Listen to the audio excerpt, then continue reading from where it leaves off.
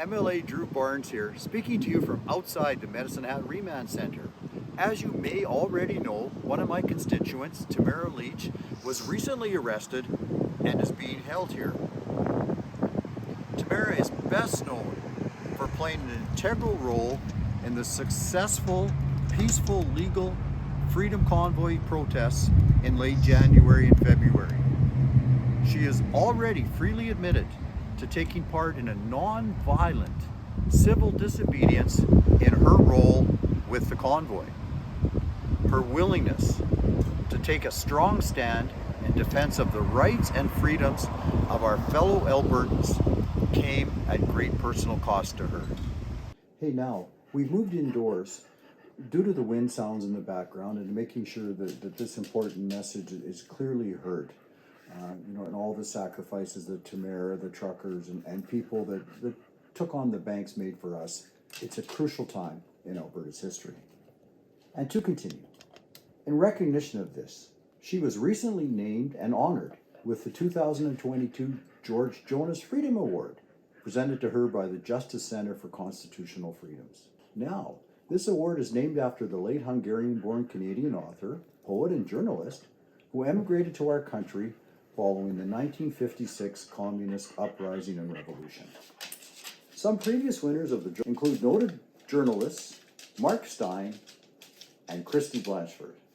Now, Lich is certainly worthy of this honor, both for her leadership and for inspiring others. Yet, now she finds herself back behind bars, arrested for allegedly breaching bail conditions, charged with mischief. While this case will be played out in court in the days to come, it is clear to me and many others that Tamara has been repeatedly and unfairly targeted by partisan media and Eastern elite hell-bent on portraying her as a threat to her own country. Such claims are both defamatory and desperate. They're also wrong. Like tens of thousands of other Canadians, Tamara chose to speak out against our government's infringing on our constitutionally protected rights in the name of pandemic management. For doing so, she has been unjustly portrayed as a violent criminal, a foreign operative, and a troublemaker. Her story matters because in many ways, her story is our story. And at some point, I believe life forces each and every one of us to make a choice between our most deeply held values and a path of lesser resistance. It's a reckoning between the mind and the heart. These are choices that no one can make for us, and they are choices we must be able to accept every time we look in the mirror. Tamara has made such choices. She was arrested for making such choices. She has now spent weeks behind bars and was even perp-walked wearing shackles into an Ontario courtroom because of such choices. I know that many of you have made such choices as well. So have I.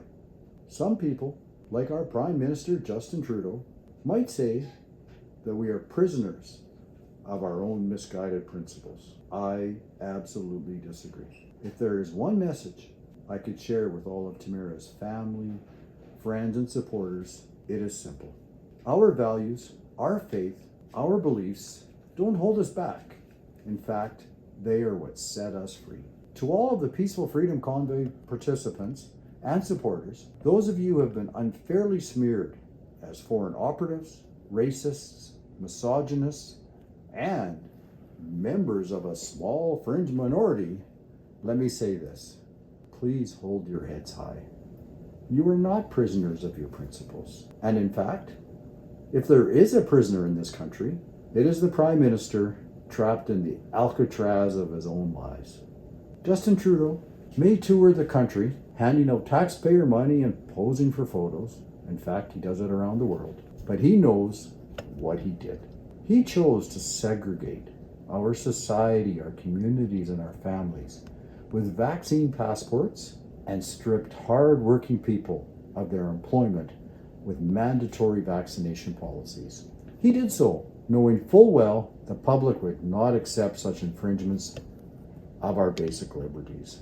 Then, even with the pandemic over, He tried to hold on to these temporary powers by declaring a phony state of emergency to address a fictional national security crisis. In doing so, he empowered police to target and harass good people, folks like Tamara, and even seized the bank accounts of hard-working, tax-paying Canadian citizens who had committed absolutely no crimes. Trudeau and his media sycophants may spend decades trying to justify his actions, but we know better. And moving forward from this pandemic, there's going to be a lot of difficult questions that need answers, clear answers. First of all, who curtails the power of governments during states of emergency? Where did all the money spent on this pandemic go? And why didn't the official opposition stand up for your rights and freedoms until the pandemic was over? These are questions that our governments want us to avoid. And in fact, they will do anything to avoid them and to avoid answering them. And my advice to you is simply this. Don't stop asking questions. Please don't stop demanding answers. Keep on talking. Keep on asking. Keep on fighting. And force our governments to be accountable to you, your families, and your communities. And if we don't do it, no one will do it for us. It is our responsibility. Concluding, I want to thank Tamara for her leadership, her courage, and for standing on her principles. And judging by the incredible number of personal sacrifices she has inspired, her courage has proved more contagious than any pandemic. Thank you, Tamara. Thank you, Albertans.